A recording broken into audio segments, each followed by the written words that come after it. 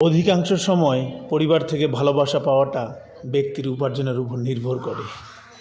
আপনার উপার্জন কম হলে অবশ্যই আপনি আপনার পরিবারের কাছ থেকে অবহেলা পেতে থাকবেন।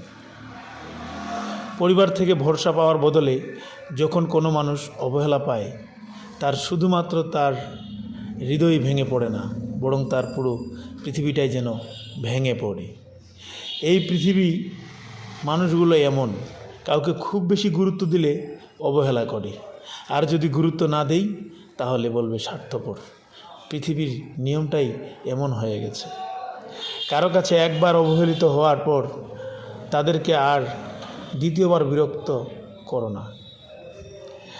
কারো অবহেলা পাওয়া মানেই জীবন শেষ নয়, কারণ আপনি একজনের কাছে মূল্যহীন হতে পারেন, কিন্তু সবার কাছে নন।